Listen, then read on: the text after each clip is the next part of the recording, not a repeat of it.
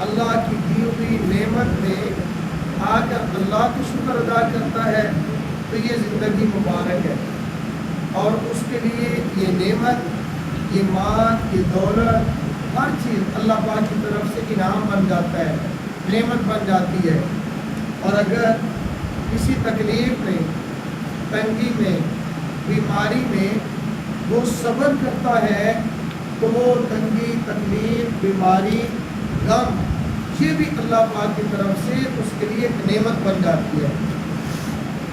کوئی بھی چیز نعمت ہے یا مصیبت ہے، اگر اس کو دیکھنا ہو تو پھر آدمی دیکھیں کہ آدمی کی حالت کیا ہے۔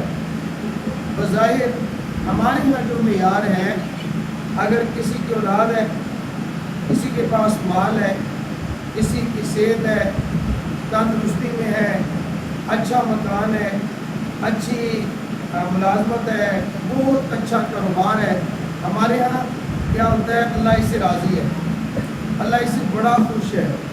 بھائی اگر نعمتیں ساری موجود ہیں مگر وہ شکر نہیں کرتا، اللہ کی طرف جھکاؤ نہیں ہے، تو یہ اس کا مال، اس کی دولت، اس کی جائیداد، اس کی حکومت، اس کی صحت، یہ ساری کی ساری چیزیں اس کے لیے مصیبت ہے اور اس کے لیے وبال ہے۔ اس سے الٹ اگر ایک شخص ہے، اس کے جتنے بچے ہیں ایک ایک کر کے فوت ہو گیا ہے، اس کا مکان گر گیا ہے، خود بیماری میں مبتلا ہے، ان سب چیزوں کے باوجود وہ سمجھتا ہے کہ یہ میرے اللہ کی طرف سے، اللہ کی طرف سے سمجھ کر پھر اس پر صبر کرتا ہے، تو یہ اس کے لیے تکلیف بھی نعمت کا ذریعہ بن جاتی ہے۔ اس لیے کامیابی، ناکامی، اس لیے کامیابی یا ناکامی اس کا معیار کس پر ہے کہ یہ بندہ اللہ کا شکر ادا کرتا ہے یا نہیں کرتا، اللہ کی طرف سے آنے والی مصیبت پر صبر کرتا ہے یا نہیں کرتا۔ صبر اور شکر کی حالت کو دیکھا جائے گا، اگر نعمتوں کے باوجود شکر نہیں کرتا تو یہ اس کی نعمتیں اس کے لیے مصیبت ہے۔ ایک آدمی ہے، اس کے لیے مال ہے لیکن وہ مال کو حرام جگہ پہ استعمال کرتا ہے، مال کی زکوٰۃ نہیں دیتا، مال اللہ کے لیے خرچ نہیں کرتا، تو اس کا مال اس کے لیے وبال بن جاتا ہے۔ ہر ایک آدمی ہے، وہ ماشاءاللہ صحت مند ہے، جوان ہے، کڑیل جوان ہے، لیکن جوانی میں سجدے کی توفیق نہیں ہے، تو اس کی جوانی اس کے لیے وبال ہے۔ ایک آدمی اپنی جوانی میں اللہ کا شکر ادا نہیں کرتا، دی ہوئی صحت کو اللہ کی رضا کے لیے استعمال نہیں کرتا، تو وہی جوانی، وہ صحت اس کے لیے وبال ہے، اس کے لیے کامیابی نہیں ہے۔ ایک آدمی ہے اور کمزور ہے، کمزوری میں بھی اللہ کی طرف رجوع کر رہا ہے۔ ایک آدمی کے پاس صبح کھانے کو ہے، شام کو ہے ہی نہیں، شام کو ہے، صبح ہے ہی نہیں، اور پھر بھی اللہ کا شکر ادا کرتا ہے، اے اللہ تیرا شکر ہے، اے اللہ تیرا شکر ہے، اور صبر بھی کرتا ہے کہ اللہ میں تیرے در پر ہی ہوں، جس حالت میں بھی ہوں، تو پھر اس کی یہ حالت بھی اللہ کی یہاں اچھی ہے۔ تو اللہ تعالیٰ اپنے بندوں کو، جتنا اللہ اپنے بندوں سے جس سے زیادہ محبت کرتے ہیں اس کو دیتے بھی ہیں، دے کر آزماتے ہیں، اور کبھی کبھی اس کو اللہ تعالیٰ تکلیف دیتے ہیں، تکلیف بھی آزماتے ہیں۔ حضرت سلیمان علیہ السلام اللہ جل جلالہ کے پیغمبر ہیں، نبی ہیں، رسول ہیں، تو حضرت سلیمان علیہ السلام پوری دنیا پر حکمرانی کر رہے ہیں، پوری دنیا کی سلطنت ان کے قدموں کے نیچے ہے، اور ایسی بادشاہت ہے کہ پرندے، چرندے، درندے، مچھلیاں اور جنات، انسان، ساری کی ساری مخلوق پر حضرت سلیمان علیہ السلام کا حکم چلتا ہے۔ ایسے حاکم ہے، لیکن سلطنت، حکومت کے باوجود اللہ جل جلالہ کی طرف رجوع ہے، اللہ کی طرف عبادت کے اندر مشغول ہے، اور وہ ان کی سلطنت اور حکومت اللہ کی محبت میں حائل نہیں ہے، اللہ کی طرف سے رجوع کرنے میں حائل نہیں ہے، اللہ کی نعمت کا شکر ادا کر رہے ہیں۔ تو اسی طرح حضرت ایوب علیہ السلام ہے، اتنا بیمار ہوئے कम और बेश लिखा है कि 18 साल बीमार रहे, 18 साल बीमारी में काटे, और फिर भी बीमारी के अंदर दिन अयाम गुजर रहे हैं, अल्लाह पर सब्र कर रहे हैं। अल्लाह रब्बुल इज़्ज़त की तरफ से आने वाली तकलीफ को ये समझ रहे हैं कि ये मेरे अल्लाह की रज़ा का ऐलान है, अल्लाह ने मुझे याद रखा हुआ है, इस पर अल्लाह के शुक्र है। कहते हैं हज़रत अय्यूब अलैहिस्सलाम से किसी ने पूछा, आप बीमार रहे, बीमारी वाले दिन कैसे थे, और आज सेहतमंद हुए हो तो ये दिन कैसे थे, कौन से अय्याम अच्छे गुजरे? तो जैसे ज़ाहिर है नबी का तो हर दिन ही अच्छा होता है, तो फरमाया जो बीमारी के अय्याम थे, मेरा अल्लाह हर रोज़ मुझसे पूछते, मेरे बंदा तेरा क्या हाल है। मेरे अल्लाह हर रोज़ मेरी हालत मेरी पूछते, मेरे बंदे क्या हाल है। हज़रत इब्राहीम अलैहिस्सलाम से सवाल हुआ, आपकी ज़िंदगी के पुरसुकून अय्याम कौन से? फरमाया वो 40 दिन जो मैं आग के अंदर रहा, 40 दिन जो मैं आग के अंदर रहा, वो मेरी ज़िंदगी के सबसे बेहतरीन दिन है। तो अल्लाह रब्बुल इज़्ज़त ने अपने बंदों को आज़माया, उन बंदों में से एक बंदे का तज़किरा इस आयत करीमा के अंदर अल्लाह रब्बुल इज़्ज़त खुद फरमा रहे हैं। आप अंदाज़ा कीजिए कि हज़रत इब्राहीम अलैहिस्सलाम को अल्लाह जल्ल जलालुहु आज़मा रहे हैं, इम्तिहान ले रहे हैं, आज़माइश में डाल रहे हैं। वो आज़माइश एक होता है कि मैं और आप अपने बेटे को आज़माते हैं, एक होता है कि उस्ताद अपने शागिर्द को आज़माता है, एक होता है कि भाई भाई को आज़माता है, एक होता है कि दोस्त दोस्त को आज़माता है। लेकिन वो आज़माइश कितनी बड़ी होगी जिसको अल्लाह रब्बुल इज़्ज़त ने भी आज़माइश फरमाया। मसलन आप देखिए, एक शख्स है रोड पे खड़ा है, आपका दोस्त है, आप उससे पूछते हैं भाई क्या हुआ? अब वो बड़ा परेशान है, पसीने से शराबूर है, दोपहर का वक्त है, वो कह रहा है मेरा मोटरसाइकिल पंचर हो गया है, करीब पंचर वाला है भी नहीं है, वो कार से चल रहा हूँ, पैदल चल रहा हूँ, मोटरसाइकिल को भी घसीट रहा हूँ। आप आराम से कह देते हैं ये तो कोई बड़ा मसला नहीं है, ये परेशानी वाली बात नहीं है, टेंशन नहीं है, ये नहीं मैं, और आप उसको तसल्ली दे रहे हैं। हमारे यहाँ उसके मोटरसाइकिल का पंचर होना बिल्कुल छोटी सी तकलीफ है, छोटी सी मुसीबत है, मैं और आप उसको मुसीबत समझते नहीं, मैं और आप उसको आजमाइश समझते नहीं। एक वो आजमाइश कितनी बड़ी होगी जिसको अल्लाह जल्ल जलालुहु भी इम्तिहान फरमा रहे हैं, अल्लाह रब्बुल इज़्ज़त भी आजमाइश फरमा रहे हैं। वइज़ इब्तला इब्राहीम रब्बुहु बिकलिमातिन, अल्लाह जल्ल जलालुहु ने हज़रत इब्राहीम अलैहिस्सलाम को कई आजमाइशों से गुजारा, कई दफ़ा इम्तिहान लिया, कई मकामात पे इम्तिहान लिया।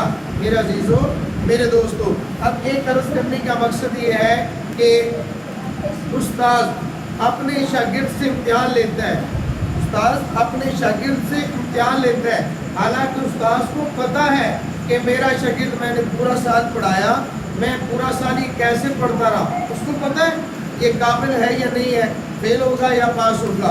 लेकिन एक उस्ताद वो है, एक उस्ताद और आता है जो बाहर से मंगवाया जाता है, ज़रा इसका इम्तिहान लो, वो इम्तिहान लेता है, फर वो बच्चा इम्तिहान के अंदर एक एक सवाल उसका जवाब देता जाता है, जवाब देता जाता है। अब एक इम्तिहान लेना का मकसद ये है कि मेरा शागिर्द पास हो जाए, मैं देखता हूँ कि ये कितने नंबर लेता है, कितने पानी में है। एक ये है कि उसने एक उस्ताद ने एक यहाँ स्कूल है, स्कूल के अंदर एक प्रिंसिपल है, जैसे हमारे कारी उस्मान साहब हैं, इस स्कूल के प्रिंसिपल हैं, वो एक स्टूडेंट को अपने बाद अपना नायब बना देते हैं।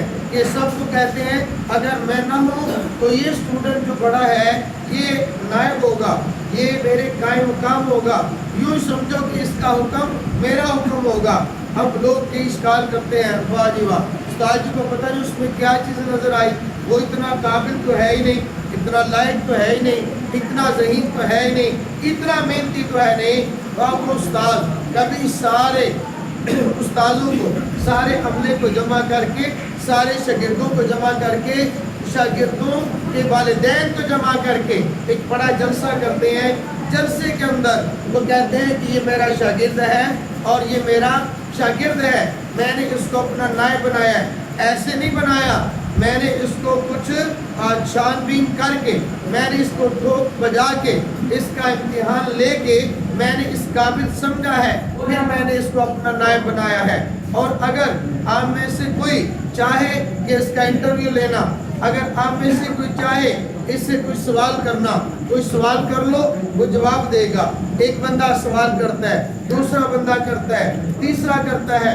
اب اس امتحان کے اندر جو استاذ کا مقصد ہے وہ یہ ہوگا کہ میرا نائب لوگوں کو پتہ چل جائے کہ یہ کتنا قابل ہے، ورنہ استاذ تو جانتا ہے شاگرد کتنا قابل ہے۔ اللہ جل جلالہ علیم بذات الصدور ہے، اللہ جل جلالہ ایک ایک بندے کی حالت کو جانتے ہیں۔ اللہ رب العزت کو کیا ضرورت ہے امتحان میں ڈالنے کی؟ اللہ براہ راست نبوت دے، اللہ براہ راست اپنی طرف سے خلافت دے، اللہ براہ راست رسالت دے، اللہ کو کون پوچھنے والا؟ لیکن اللہ تعالیٰ اس بندے پر انعام کرنا چاہتے ہیں اور لوگوں کو اس کے انعام کی وجہ بتلاتے ہیں کہ میں نے اپنے بندے کو نبوت کیوں عطا کی ہے، میں نے اپنے بندے کو رسالت کیوں عطا کی ہے، میں اپنے بندے سے محبت کا اعلان کیوں کرتا ہوں، اس کی وجہ یہ ہے۔ اب وہ وجوہات بتاتے ہیں، ان وجوہات میں سے اور اللہ کے بندوں میں سے ایک بندے کا تذکرہ اللہ رب العزت نے اس آیت کریمہ کے اندر کیا۔ وَإِذِ ابْتَلَىٰ إِبْرَاهِيمَ رَبُّهُ بِكَلِمَاتٍ فَأَتَمَّهُنَّ، میں نے اپنے بندے ابراہیم علیہ السلام کا امتحان لیا۔ اللہ جل جلالہ نے اپنے بندے حضرت ابراہیم علیہ السلام کو آزمایا۔ اب توجہ فرمائیے، آزمایا ہے چند ایک آزمائشیں، چند ایک امتحانات جو حضرت ابراہیم سے اللہ جل جلالہ نے لیے۔ میں ان کا تذکرہ مختصر طور پر عرض کرتا ہوں، لیکن میں ایک بات اس سے پہلے عرض کرنا چاہتا ہوں۔ میرے عزیز دوستو، یہ باتیں مجھے اور آپ کو شاید ہلکی محسوس ہوں گی، یہ بات مجھے اور آپ کو شاید کم ترین نظر آئیں گی۔ اس کی وجہ یہ ہے، یہ حالت جب تک کسی شخص پر گزری نہ ہو اس کی حالت اس کو معلوم نہیں ہوتی۔ مثال کے طور پر ایک شخص ہے اور وہ بوڑھا ہے، بوڑھے شخص کے سامنے جوان بیٹا فوت ہو جائے، جوان بیٹے کی وفات کا غم وہ کیا ہوتا ہے؟ بوڑھا باپ وہی جانتا ہے۔ نوجوان جس کا بھی نکاح نہیں ہوا، جس کی ابھی شادی نہیں ہوئی، جس کی اولاد نہیں ہوئی، اس کو کیا پتا اولاد کا غم کیا ہے، اس کو کیا پتا اولاد کے جانے کا درد کیا ہے، اولاد کے جانے کا دکھ کیا ہے۔ ہاں وہی جانتا ہے جس کی شادی ہو جائے، جس کی اولاد ہو جائے۔ اولاد جانا تو دور کی بات ہے، اگر اولاد بیمار ہوتی ہے والدین کو کتنی تکلیف ہوتی ہے وہی والد سمجھ سکتا ہے۔ جس پر یہ حالت گزری ہو، گھر سے نکل جانا، ہجرت کرنا، یہ کون سمجھ سکتا ہے؟ یہ میں اور آپ نہیں سمجھ سکتے۔ اپنے گھر کو چھوڑنے والا وہی سمجھ سکتا ہے جس نے گھر کو چھوڑا ہو۔ میرے عزیز دوستو، آج میں اور آپ اگر یہ کہتے ہیں حضرت ابراہیم علیہ السلام ان کی پہلی آزمائش یہ ہے، ان کے والد جس گھر کے اندر حضرت ابراہیم علیہ السلام نے سانس لی ہے، اب میں یہ بات پہلے عرض کر چکا ہوں، ہمیں اس کا احساس نہیں ہوگا۔ اس کی وجہ یہ، ہم جب پیدا ہوئے، جب ہم نے ہوش سنبھالا، ہم نے لا الہ الا اللہ محمد الرسول اللہ پڑھا، ہم نے کلمہ توحید، کلمہ رسالت کا اقرار کیا۔ جب ہم پیدا ہوئے ہم نے گھر کے اندر اسلام کا ماحول دیکھا، ہمیں کیا پتا ہے شرک کا ماحول کیا ہے، شرک والوں سے ٹکرانا کیا ہے۔ حضرت ابراہیم علیہ السلام جس گھر میں پیدا ہوئے ماحول یہ ہے، ان کے والد حضرت ابراہیم علیہ السلام کے ابا جن کا نام آزر ہے، آزر کیا کرتے ہیں؟ 3 کام کرتے تھے۔ نمبر 1 بت پرست تھے، یعنی بتوں کی پوجا کرتے تھے۔ نمبر 2 بت ساز تھے، بت کو اپنے ہاتھوں سے تراشتے، اپنے ہاتھوں سے تیار کرتے، اپنے ہاتھوں سے بناتے، اور بت فروش تھے، بازاروں میں جا کر بتوں کو پوچا کرتے تھے، بتوں کو فروخت کیا کرتے تھے۔ اللہ اکبر کبیرہ۔ میرے دوستو، میں ایک جملہ اس موقع پر عرض کیا کرتا ہوں، شرک اور عقل یہ 2 چیزیں کبھی ایک جگہ پہ جمع نہیں ہو سکتی۔ عقل ہوگی تو شرک نہیں ہوگا. اگر مشرک ہے اس کا دماغ میں بھوسا تو ہو سکتا ہے لیکن اس کے دماغ میں عقل نامی چیز نہیں ہو سکتی. اس کا دماغ عقل سے خالی ہے. اس کی وجہ یہ ہے, مثلا آپ اندازہ کیجئے کیسا ماحول ہوگا. صرف میں سمجھانے کے لیے ایک بات عرض کرتا ہوں. جس طرح آج آپ کے بازاروں میں سبزی بیچنے والا اعلان کرتا ہے تازہ سبزی آ گئی ہے, آ کے سبزی خرید لو. برتن والا اعلان کرتا ہے, ریڑھی لگانے والا, یہ سبزی آ گئی ہے, آم آ گیا ہے 100 روپے کلو, 100 روپے کلو, 100 روپے کلو.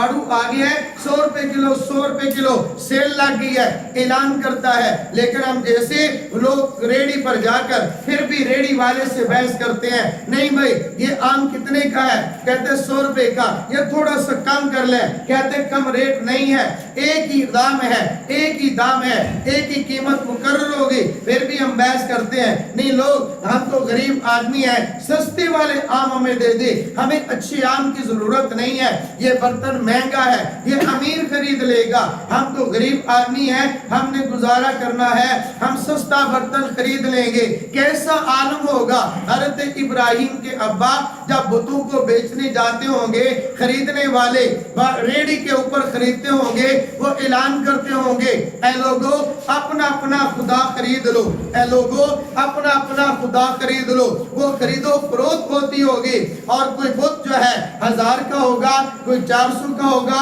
کوئی 100 روپے کا ہوگا.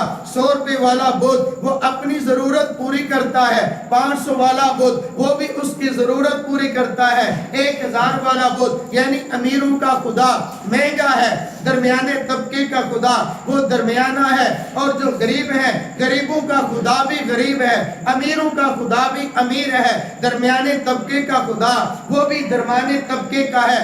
اور وہ کیسا زمانہ ہوگا جب خداؤں کے سودے ہوتے ہوں گے, جب خداؤں کی قیمت لگتی ہوگی, جب خداؤں کی قیمت پر بیس مباحثہ ہوگا. آج خدا خریدا, اپنے ہاتھوں سے پیسہ دیا, اپنی کمائی سے خریدا ہوا خدا, اس کے سامنے اپنی پیشانی کو جھکا دیا, اس کے سامنے اپنی ضرورت کا سوال کر لیا. کل یہ مشکل میں پڑا تھا, آج مشکل کشا بن گیا. کل اس سے خریدتا کوئی نہیں تھا, آج ہماری ضرورت کو پورا کرنے والا بن گیا. کیسے وہ لوگ عقل سے آری, عقل کے اندھے لوگ تھے اس وقت, اس دور کے اندر. حضرت ابراہیم علیہ السلام نے آنکھ کھولی, دائیں بائیں یعنی اڑوس پڑوس گھر والے سارے کے سارے بت پرست تھے. ان کے گھر میں بت پرستی بھی ہوتی تھی, بت سازی بھی ہوتی تھی, بت فروشی بھی ہوتی تھی. خلاصہ یہ اس باپ کے سامنے اللہ جل جلالہ کی طرف سے اعلان ہوا, اپنے اس باپ کو توحید کی دعوت دو. میرے دوستو, اپنے دوست کو توحید کی دعوت کتنی مشکل ہے, اپنے بھائی کو توحید کی دعوت کتنی مشکل ہوگی, گھر والوں کو توحید کی دعوت کتنی مشکل ہوگی. میں نے پہلے عرض کیا اس کا احساس مجھے اور آپ کو کیا ہوگا. ہم تو توحید والوں کے گھروں میں پیدا ہوئے, ہمارا والد توحید والا, ہماری اماں مواحدہ, ہمارے بھائی مواحد, ہمارے گھر والے سارے توحید کو ماننے والے. یہ منظر مجھے اور آپ کو اتنی جلدی سمجھ نہیں آئے گا. بہرحال حضرت ابراہیم علیہ السلام کی پہلی آزمائش ہے باپ کو توحید کی دعوت دینا. دوسری آزمائش ہے اپنے محلے والوں, اپنے گھر والوں کو توحید کی دعوت دینا. پھر توحید کی دعوت دی. ایسا نہیں ہے لوگوں نے گلے میں ہار ڈالے, ایسا نہیں ہے لوگوں نے پہلے اعلان پہ کہہ دیا ٹھیک ہے جیسے ابراہیم آپ کہتے ہو ہم مان لیتے ہیں, جیسے آپ فرماتے ہو ہم تسلیم کر لیتے ہیں, جو آپ بات کرتے ہیں یہ تو فطرت کے مطابق ہے, آپ جو دین لائے ہو یہ تو دین فطرت ہے.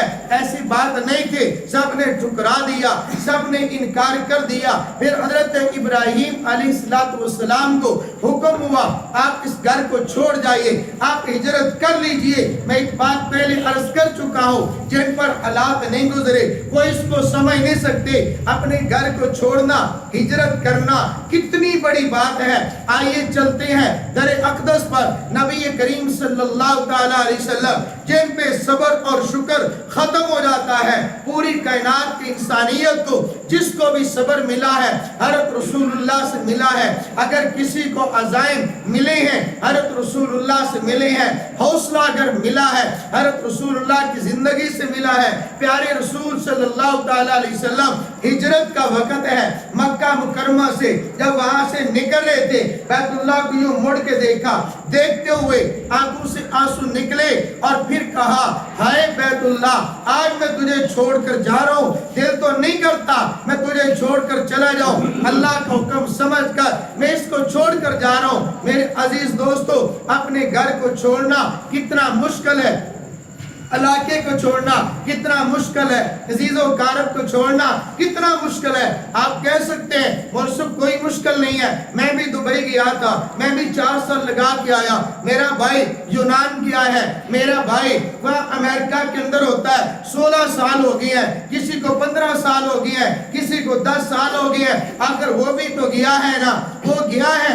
उसके सामने पैसा है, वो गया है, उसके सामने दौलत है, वो क्या है, यहाँ की गुर्बत को मिटाने के लिए, माल को लाने के लिए, माल कमाने के लिए जाना ये आसान है। गुर्बत को खत्म करके अमीरी घर में दौलत कमा के लाने के लिए अपने घर से निकलना ये तो आसान है। खालिसतन रब के दीन के लिए, अल्लाह की रजा के लिए कोई भी मकसद और नहीं है, सिर्फ अल्लाह की रजा है। अपने घर को छोड़ना कितना मुश्किल है, जिसने हिजरत की है सिर्फ वही जानता है। मैं सिर्फ एक बात कहता हूँ, मुझे और आपको नहीं मालूम जेल क्या होती है, मुझे और आपको नहीं मालूम थाने की हवालात क्या होती है, मुझे और आपको नहीं मालूम थाने के अंदर जाकर किसी को चित्रेशन लिटरेशन हो जाए वो क्या होती है। हाँ, जिसको लिटाकर लितर लगे होंगे वही जानता है उसकी दर्द क्या है, वही जानता है। जो जेल में गया, जेल की काल कोठड़ी किसे कहते हैं, जेल की टहलाई किसे कहते हैं, जेल की मुशक्कत किसे कहते हैं। जिसने जेल को देखा ही नहीं उसको क्या मालूम है, जिसने घर से निकला ही नहीं उसको क्या पता हिजरत क्या चीज होती है। अपने घर से निकले, हिजरत कर ली है, दूसरे शहर में चले गए, जहां शहर में गए ये तो सिर्फ बुत परस्ती का ऐलान करने वाले थे। जिस शहर में गए हैं वहां का बादशाह आना रब्बुकुमुल आला का ऐलान करने वाला नमरूद था। अल्लाह जल्ल जलालहू की तरफ से हुक्म हुआ, नमरूद से टकरा जाइए, आप नमरूद से दावत दीजिए। बादशाह वक्त के दरबार में पहुंचे, बादशाह वक्त को तौहीद की दावत दी है, उसने भी तौहीद की दावत को कबूल नहीं किया। सिर्फ इतना काफी था, हम नहीं मानते, तुम अपने घर, हम अपने घर, तुम्हारा अपना दिन, हमारा अपना दिन, तुम अपना काम करो, हम अपना काम करेंगे। ऐसा नहीं हुआ, मशवरा हुआ, सलाह हुए, ऐसा करो, लकड़ियां लाओ, जमा करो, आग लगाओ, लकड़ियां जमा की गई, आग जलाई गई, इतनी आग जली, कहते हैं 6 माह तक आग लकड़ियां जमा होती रही, फिर आग लगाई गई। उस आग के शोले इतने बुलंद थे, उसकी बुलंदी से कोई परिंदा भी वहां से उड़ नहीं सकता था, उड़ के जा नहीं सकता था। इतना बड़ा आग का अंबार लगाया गया। फिर उसमें से मिंजनीक के जरिए हज़रत इब्राहीम अलैहिस्सलाम को जल्दी आग में डाला गया। अब वो खालिक है जिसने आग को पैदा किया, वो मालिक है, उसी खालिक ने हज़रत इब्राहीम को पैदा किया, उसी खालिक ने आग को पैदा किया, उस खालिक ने, आग के खालिक ने आग को हुक्म दिया, कुलना या नार कूनी बरदम व सलामन अला इब्राहीम, ए आग आप ठंडी हो जाइए, बरदम व सलामन, बरदम व सलामन, ठंडा भी होना है और सलामती वाली होना है। मैं एक बात अर्ज करता हूँ, खुसूसन ऐसे लोग होंगे जिनके इल्म में ये बात होगी, आग का जला जिस्म, अगर जिस्म का एक हिस्सा आग से जल जाए वो तो ठीक हो सकता है, लेकिन बर्फ से जल जाए वो ठीक नहीं हो सकता, उसके उज्व को काटना ही पड़ता है। अगर वो टांग, अगर वो आग उस पर रगड़ खा जाए बर्फ से भी इंसान जल जाता है। बर्फ का जला हुआ, फिर वो जिस्म का गोश्त पहले स्याह होता है, फिर गलना शुरू कर देता है। अगर ये आपने मंजर देखा नहीं, किसी ऐसे फौजी को जो कि सियाचिन में गया हो, वहां पे ग्लेशियर पे रहता हो, आप कभी उनसे बात करके देखना, वो कहेगा हाँ ऐसे होता है। कई फौजी जो वहां गए, ग्लेशियर से नीचे गिरे, उनकी टांग कटी तो है मगर ठीक नहीं हुए। इसलिए एक है आग और गर्मी, एक है सर्दी।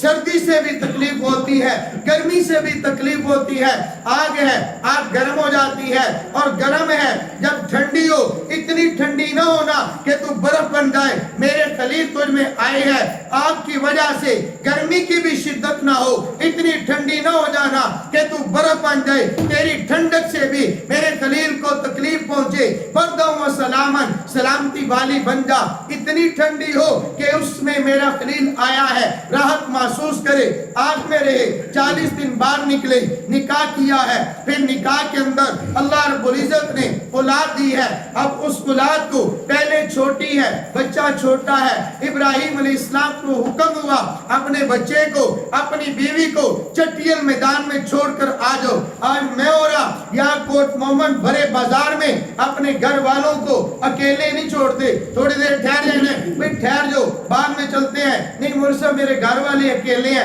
میرے گھر والے اکیلے ہیں، ہمارے گھر والے گھر میں اکیلے ہو، ہمیں اس کا خوف ہے۔ حضرت ابراہیم علیہ السلام گھر والوں کو گھر میں نہیں چھوڑا، اللہ کے گھر کے قریب چھوڑا، چٹیل میدان ہے، کوئی آبادی نہیں ہے، حضرت حاجرہ کو وہاں پہ چھوڑا، حضرت اسماعیل علیہ السلام کو چھوڑا، دودھ پیتا بچہ ہے۔ جب حضرت ابراہیم جانے لگے، حضرت ابراہیم نے مڑ کے بھی نہیں دیکھا، حضرت حاجرہ نے آواز لگائی، ہمیں کہاں چھوڑ کے جا رہے ہو؟ کس کے بھروسے پہ چھوڑ کے جا رہے ہو؟ اللہ کے بھروسے پہ چھوڑ کر جا رہا ہوں۔ جب یہ بات کی، حضرت حاجرہ کو تسلی، اللہ کے حکم سے جا رہے ہیں، یہ بھی آزمائش ہے، چلے گئے، پھر واپس آئے ہیں۔ حضرت حاجرہ علیہ السلام سعی کرنا یہ الگ بات ہے، حضرت اسماعیل کی پاؤں کی ایڑی سے چشمہ نکلنا جس کو آب زمزم کہتے ہیں وہ الگ بات ہے۔ بہرحال جب وہ یہی بچہ چلنے کے قریب ہوا، اتنا چلنا کہ دوڑنے کے قریب ہوا، ادھر سے حکم آیا اپنے بیٹے کو قربان کر دیجئے، اپنے بیٹے کو ذبح کر دیجئے۔ ذبح کا حکم آیا، چھری کو لی ہے، بیٹے کو ساتھ لیا ہے، لٹا دیا ہے، چھری چلا دی ہے، یعنی جتنا ہو سکتا اتنا کر لیا، جتنا بس میں تھا اتنا کر لیا۔ یہ بھی آزمائش ہے میرے عزیز دوستو۔ حکم ہوا بیت اللہ کی تعمیر کرو، تعمیر کیا گیا، تعمیر مکمل ہو گئی۔ ربنا تقبل منا انکا انت السمیع العلیم، اے اللہ آپ نے جو جو امتحان کہا میں نے اس کو پورا کیا۔ اے اللہ آپ نے کہا ابا کو دعوت دو، میں نے دی، آپ نے فرمایا لوگوں کو دعوت دو، میں نے دی، یہ نہ مانے، آپ نے فرمایا گھر کو چھوڑ دو، میں نے گھر کو چھوڑ دیا۔ اے اللہ آپ نے فرمایا نکاح کر لو، میں نے نکاح کر لیا۔ آپ نے فرمایا بیوی بچے کو چٹیل میدان میں چھوڑ دو، میں نے چھوڑ دیا۔ آپ نے فرمایا نمرود سے ٹکرا جاؤ، میں ٹکرا گیا۔ آپ نے فرمایا آپ میں چھلانگ لگا دو، میں چلا گیا۔ آپ نے فرمایا اپنے بیٹے کو ذبح کرو، میں نے ذبح کر دیا، اپنی طرف سے چھری چلا دی۔ اے اللہ آپ جو جو فرماتے گئے میں کرتا گیا۔ آج میں تم سے ایک سوال کرتا ہوں، اے اللہ جتنے میں نے عام کیے میرے سارے کاموں کو اپنی بارگاہ میں قبول کر لو۔ اے ابراہیم ہم نے قبول کر لیا۔ ربنا وابعث فیہم رسولا، اے اللہ میں آپ سے دعا مانگتا ہوں، آپ کو میرے کام پسند ہے، ہاں آپ کے پسند ہے، آپ نے اے اللہ آزمایا۔ جی ابراہیم میں نے آزمایا، یا اللہ میں پورا اترا، ہر امتحان میں پورا اترا۔ وَإِذِ ابْتَلَىٰ إِبْرَاهِيمَ رَبُّهُ بِكَلِمَاتٍ فَأَتَمَّهُنَّ، ہاں ابراہیم آپ نے پورا کیا، امتحان پورا کیا، آپ اس میں پاس ہوئے۔ یا اللہ پاس ہونے والا بندہ اپنے بڑے سے انعام مانگتا ہے، میں تیرا بندہ تیرا خلیل تجھ سے انعام مانگتا ہو۔ اے ابراہیم مانگیے، کیا انعام مانگتے ہو؟ ابراہیم علیہ السلام نے مانگنے میں کسر نہیں چھوڑی، اللہ نے دینے میں کسر نہیں چھوڑی۔ مانگا تو کیا مانگا؟ اے اللہ مجھے صرف ایک دے دے جسے محمد کہتے ہیں۔ اللہ جل جلالہ نے حضرت ابراہیم کی اولاد میں سے حضرت محمد کو پیدا کر دیا۔ حضرت ابراہیم نے قربانی کی ہے، اس قربانی کو اللہ نے پوری امت کے لیے، قیامت تک آنے والے کلمہ گو لوگوں کے لیے اس قربانی کو ابراہیم علیہ सलाम की सुन्नत बना दिया। हजरत हाजरा ने सफा मरवा के दरमियान साई की है, हजरत हाजरा की साई को हज और उम्रे का हिस्सा बना दिया। हजरत इब्राहिम ने अपने बेटे की कुर्बानी की है, हजरत इब्राहिम की कुर्बानी वाली सुन्नत को अल्लाह जल्ल जलालहू ने क़यामत तक जारी फरमा दिया। हजरत इब्राहिम ने मुकम्मल घर बनाया, क़यामत की सुबह तक आने वाले लोगों को उसके इर्द गिर्द तवाफ करने का हुक्म दे दिया। मेरे अजीज दोस्तों, जब आजमाइश होती है, उस आजमाइश में जब पूरा उतरता है, फिर मेरा अल्लाह इनाम भी उसके मुकाबिल अता फरमाते हैं।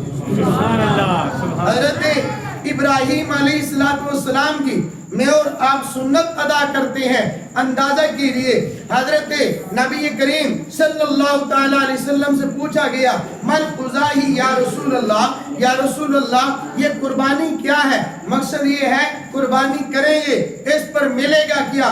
जब ज़बा जानवर करेंगे, इस पर मिलेगा क्या? जब ज़बा बकरा करेंगे, इस पर मिलेगा क्या?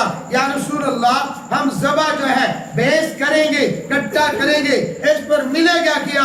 अल्लाह के नबी ने फरमाया, हुआ सुन्नत भी अबीकुम इब्राहिम, ये तुम्हारे बाप इब्राहिम अलैहिस्सलाम की सुन्नत है, कुर्बान जाइए। अकाबिर उलमाए देवबंद पर हजरत थानवी रहमतुल्लाह अलैह ने अजीब बात इरशाद फरमाई, फरमाया देखो सुन्नत हजरत इब्राहिम अलैहिस्सलाम की है। फरमाया देखो मैं और आप अगर जानवर ज़बा करते हैं, ज़बा जानवर करते हैं, ज़बा बकरा करते हैं, सवाब अल्लाह ताला बेटे की कुर्बानी का अता फरमाएगा। सुभान अल्लाह। उसकी वजह ये हजरत इब्राहिम अलैहिस्सलाम ने ज़बा पहले किसको किया?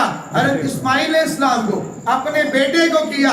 छुरी चलाई, चली नहीं। जैसे आजकल हम कह देते हैं ना, सिर्फ मिसाल के समझाने के लिए, और ऐसे करो मुझ से मुझे 10,000 रुपया दे दो, कहते हैं सारी ये लो, कहते नहीं यार हो गया, लिया नहीं, इसने कहा जी ये लो, मैंने कहा बस भाई हो गया, हमने तो सिर्फ देखना था। जब हजरत इब्राहिम अलैहिस्सलाम ने लटाया, छुरी चलाई, अल्लाह की तरफ से वही आई, कद सद्दक़्तुर रुक़या, ऐ इब्राहिम आपकी तरफ से हो गया, आपने जो हुक्म हमने दिया आपने पूरा कर लिया, अब इसको ज़बा न करो। वफ़दैनाहु बिज़िब्हिन अज़ीम, हमने उसके बदले में यानी इस्माइल के बदले में हमने दिया है। हज़रत इस्माइल अलैहिस्सलाम ज़बा के लिए तैयार, हज़रत इब्राहिम ज़बा के लिए तैयार, उसके बदले में अल्लाह ताला ने मेंढा दिया। अब इस मेंढे को कुर्बान किया है, छुरी इस पर चलाई, इस पर चली, ज़बा ये हुआ, सवाब हज़रत इब्राहिम को इस्माइल की कुर्बानी का मिला। हमें भी अल्लाह ताला सवाब अपने बेटे की कुर्बानी का अता फरमाएंगे, क्योंकि हम भी हज़रत इब्राहिम की सुन्नत समझकर कुर्बानी करते हैं। तो मेरे अजीजों, मेरे अजीज दोस्तों, साहबा ने पूछा या रसूल अल्लाह हम कुर्बानी करेंगे तो इसके बदले में हमें क्या मिलेगा? अजर क्या मिलेगा? सवाब क्या मिलेगा? नबी करीम सल्लल्लाहु ताला अलैहि वसल्लम ने फरमाया, एक एक बाल के बदले में अल्लाह ताला तुम्हें नेकी अता फरमाएगा। बाल के बदले में कुर्बान जाइए साहबा पर। साहबा ने अर्ज़ की या रसूल अल्लाह ये तो बकरी है, इसके बाल होते हैं, भेड़ की तो ऊन होती है, भेड़ की ऊन होती है। साहबा ने पूछा, अल्लाह के नबी ने वज़ाहत फरमाई, फरमाया मेरे साहबा भेड़ हो, ऊन का बाल हो, उसके बराबर भी अल्लाह ताला नेकी अता फरमाएगा। मैं एक और ज़ोर अर्ज़ करता हूँ, देखिए बकरी के बाल कितने हैं? कोई गिन सकता है? कोई गिन नहीं सकता। अगर मैं यूं कहूं कि बकरी ज़बा करोगे, जिस तरह बकरी के बालों का गिनना नामुमकिन, इसी तरह बकरी की कुर्बानी पर मिलने वाले अजर और सवाब की गिनती वो भी नामुमकिन है। सुभान अल्लाह। जिस तरह बालों को कोई नहीं गिन सकता, इसी तरह इस पर मिलने वाली नेकियों को कोई नहीं गिन सकता।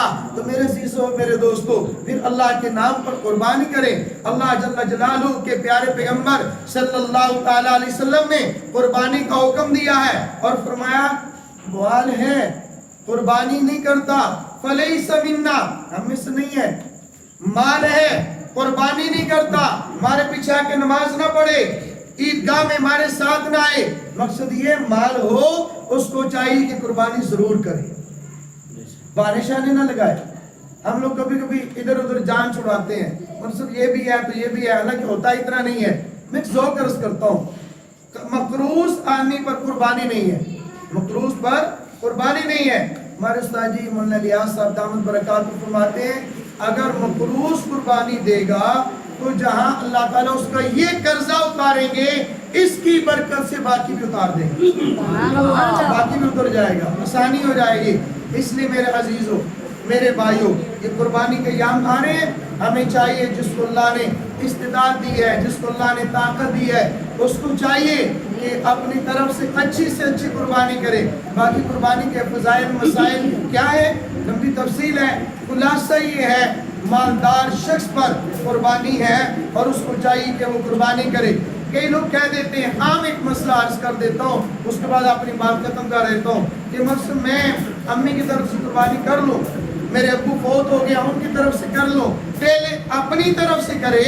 اگر اس کو استطاعت اتنی ہے کہ وہ نفلی کر سکتا ہے، ایک اپنی طرف سے کر دے، ایک امی ابو کی طرف سے کر دے. ان کے لیے تو نفلی قربانی ہے، ان کے لیے ایصال ثواب ہے. اور امیر لوگ قربانی کریں گے، غریب لوگ جو واقعتاً غریب ہیں امیر کریں گے نا، ان کو اجر ملے گا. اب اللہ کے نبی صلی اللہ تعالیٰ علیہ وسلم اتنے کریم نبی ہیں، کیسے غرباء کا، امیروں کا بھی خیال کیا، غریبوں کا بھی خیال کیا. امیروں کو یہ فرمایا قربانی کرو گے ایک ایک بال کے بدلے میں اللہ تعالیٰ نیکی عطا فرمائیں گے.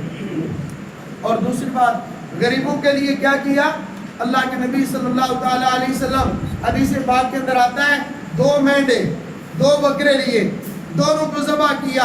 اللہم تقبل منی، اے اللہم تقبل من محمد، اے اللہ یہ میری طرف سے قبول کر لے. ایک بکرا، یا اللہ یہ میری طرف سے قبول کر لے. اور دوسرا، یا اللہ میری امت کے ان لوگوں کی طرف سے کر لے جو قربانی نہیں کر سکتے. یعنی غریبوں کی طرف سے اللہ کے نبی نے کر دی. اب یہ نہ کہ ہر آدمی کے ایسے بھی غریب ہو، ساڑھے لوگ ہو گئے، ایسا نہیں ہے. جو امیر ہیں مالدار ہیں وہ قربانی کریں، جو عذر کی وجہ سے واقعتاً غربت کی وجہ سے نہیں کر سکتے ان کے لیے یہ بشارت ہے، ان کی طرف سے اللہ کے نبی صلی اللہ تعالیٰ علیہ وسلم نے کر دی. اللہ تعالیٰ مجھے بھی آپ کو بھی زیادہ سے زیادہ دین پر چلنے کی توفیق عطا فرمائے. درود شریف پڑھ لیں، ذکر کرتے ہیں، اس کے بعد انشاءاللہ ہم کاری صاحب آج ہو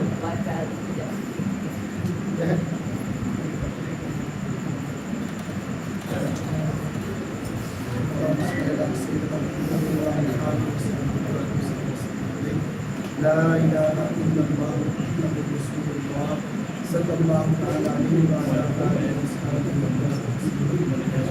لا الہ الا اللہ، لا الہ الا اللہ، لا الہ الا اللہ، لا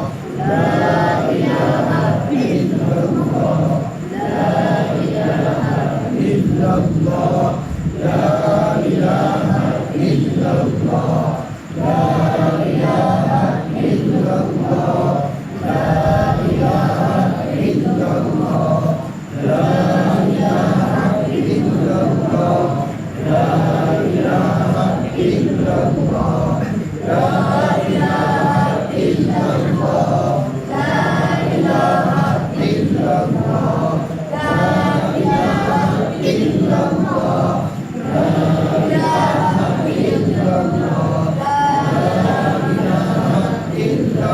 اللہ، لا الہ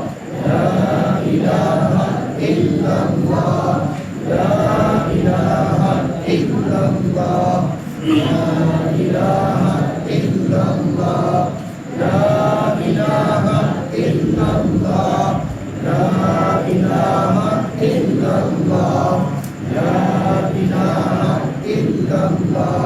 لا الہ الا اللہ، لا الہ الا اللہ، لا الہ الا اللہ، لا الہ الا اللہ، لا